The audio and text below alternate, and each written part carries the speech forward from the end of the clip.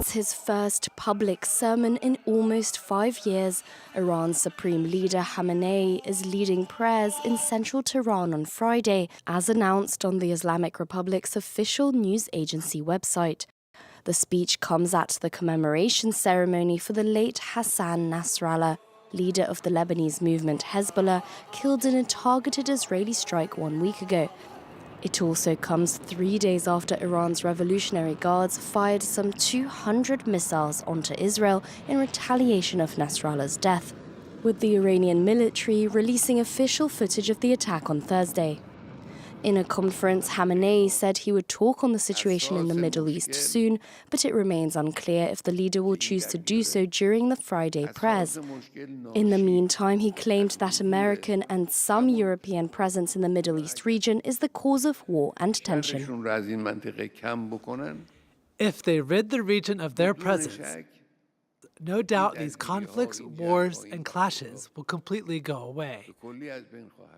Countries in this region are able to manage themselves and live together in peace. Iran-backed Hamas and Hezbollah are part of other armed groups in the Middle East which form an axis of resistance opposed to Israel and its ally, the US. Iran has warned the United States against any further intervention, threatening a harsh response. Washington claims it's in talks with Israel about a possible retaliation of Iran's missile attack. We're not looking for a wider regional conflict. We're not seeking war with any group or organization or country in the region. We are certainly talking to them about their response. With US President Joe Biden insinuating on Thursday potential plans to strike Iranian oil. The US is discussing strikes on Iran's oil facilities as retaliation for Tehran's missile attack on Israel. That's according to President Joe Biden on Thursday.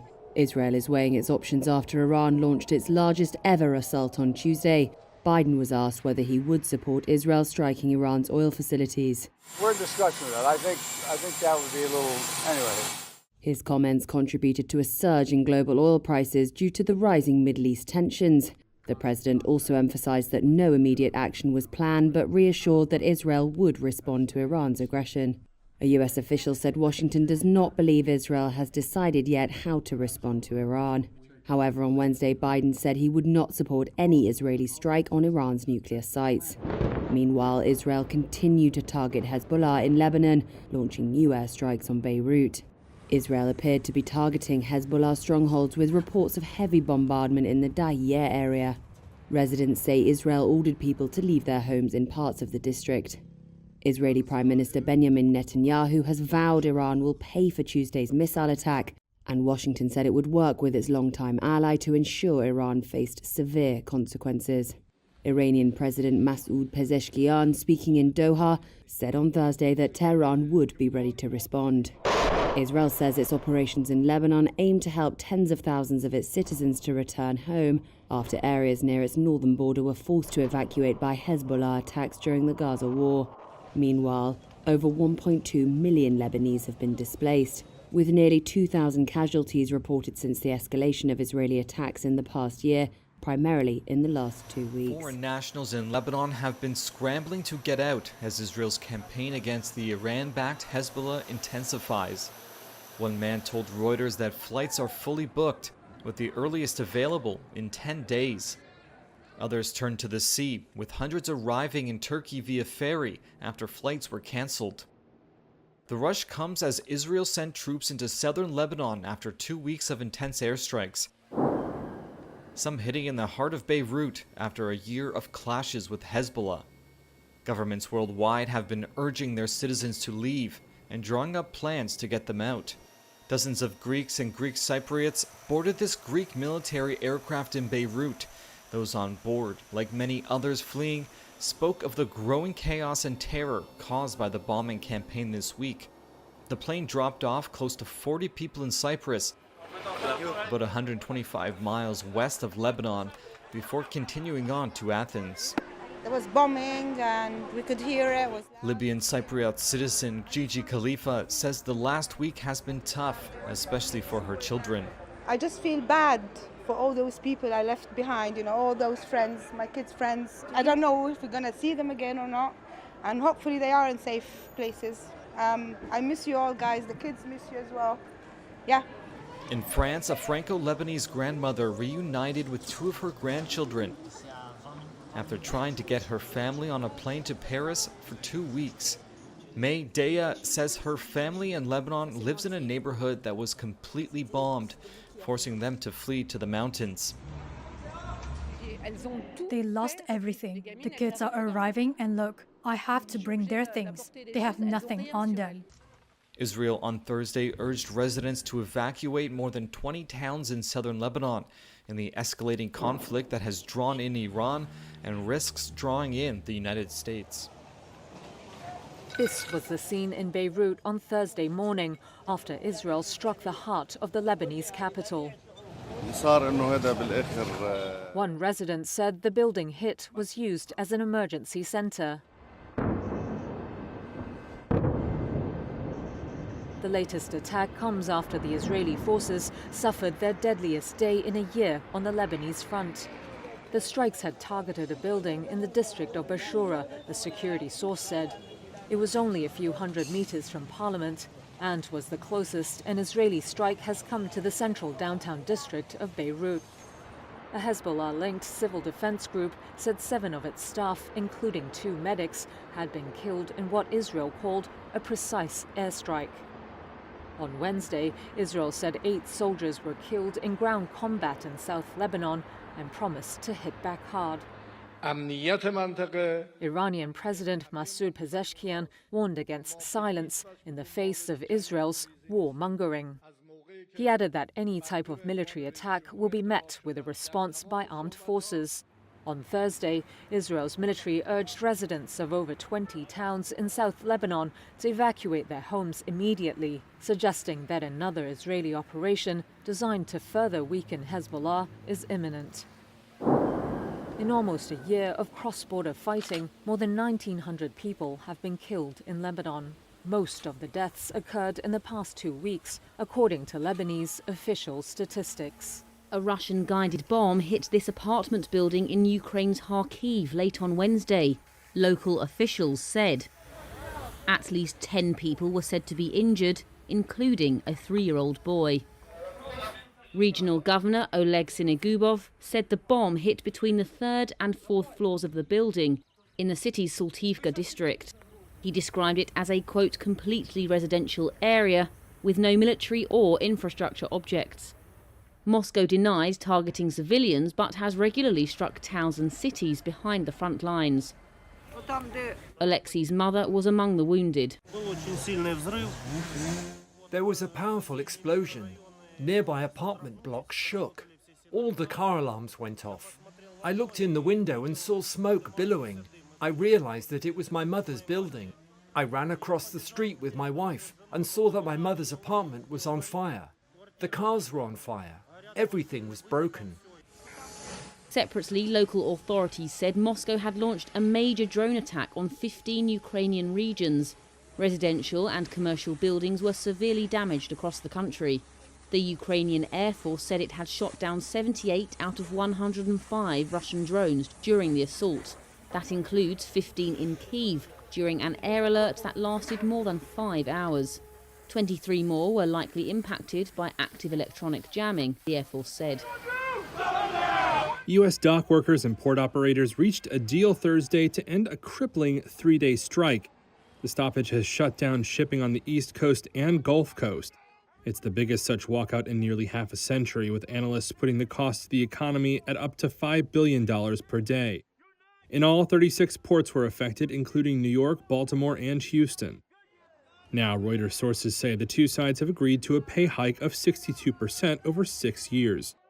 The United States Maritime Alliance group of employers had previously offered close to 50%. In a statement, the union and port operators said they would now go back to the bargaining table to hammer out the remaining details. Among the key issues that remain is automation, which workers say will lead to job losses. International Longshoremen's Association boss Harold Daggett wants cargo shippers to stop projects that threaten employment. He says shipping lines like Maersk have refused to heed the demand. Now, a deal to end the strike will be a relief for President Joe Biden. He had sided with the dockers, calling on the shipping industry to share the bumper profits it's made in recent years. Biden had resisted calls from business groups and Republican lawmakers to use federal powers to end the stoppages, which they said threatened chaos for consumers. The strike has left at least 45 container vessels waiting to unload and came just as southeastern states were struggling for supplies following a deadly hurricane. On Thursday, the White House convened a virtual meeting of shipping line bosses, pressing them to agree to a quick deal following the storm. By midday, the shippers had agreed to make an improved pay offer. Britain will give up sovereignty of the Chagos Islands to Mauritius, it said on Thursday. However, it retains the use of the strategic airbase on Diego Garcia, jointly operated with the United States. Its operation is protected by the agreement. The deal would allow people displaced decades ago to return home and resettle the rest of the islands. It marks a change of approach to the issue from new British Prime Minister Keir Starmer. US President Joe Biden welcomed the deal and said it would secure the effective operation of the airbase into the next century. Britain has controlled the region since 1814. In 1965, it detached the Chagos Islands from Mauritius to create the British Indian Ocean Territory. It then evicted almost 2,000 residents to Mauritius and the Seychelles to make way for an airbase on the largest island, Diego Garcia. In 2019, a non-binding resolution in the United Nations General Assembly said Britain had wrongfully forced the population to leave and should give up control of the islands. Mauritius Foreign Affairs Ministry and Prime Minister's office did not immediately respond to requests for comment. Japanese Prime Minister Shigeru Ishiba told his ministers to compile a fresh economic package Friday. His demand is aimed at helping households cope with rising living costs. The new Prime Minister was only sworn in this week and had previously been seen as a supporter of fiscal austerity. But he now stresses his new government's top priority is to exit deflation that has weighed down the country for 3 decades. Ishiba's move comes ahead of a general election. We would need to support people suffering from rising costs right now, until a positive growth cycle with wage increases outpacing inflation and driving capital expenditures is established. Ishiba told his cabinet on Thursday that a supplementary budget would be compiled to fund the package. It would come after lower house elections due in late October. He said the fresh package would include payouts to low-income households and subsidies to local governments. Ishiba also pledged to make efforts to boost the minimum wage by around half this decade. He said economic conditions have improved and wages have finally begun to grow after 3 lost decades that focused on cost cuts. But Ishiba added there was a long way to go before people felt safe to spend. He also vowed Friday to keep building ties with like-minded nations, including deeper security cooperation with South Korea. He said he would work with China where possible, while confronting it on issues of disagreement. This community in Madagascar's Anjozoro Bay district has gathered to mourn victims of fatal kidnappings. A tragic escalation of such violence has gripped the region.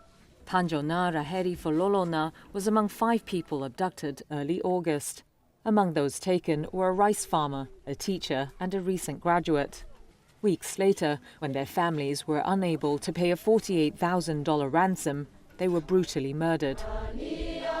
Raheri Fololona's widow, Sarindra Andrea Tsarahasina, is now afraid to go to work. My husband used to look after our children when he came back from the fields because I was working in the village. But now I don't dare leave our children. Their father is no longer there, and the lack of security makes it hard. Madagascar is one of the world's poorest countries. The kidnappings worsen an already tense situation in an area classified as a red zone due to high levels of criminal activity. Law enforcement blamed the Dahalu, that's a name for rural bandits who have shifted from cattle rustling to human abduction, as livestock numbers in the area have declined. National police have upped their presence. But they say the vast expanse of the region poses severe challenges.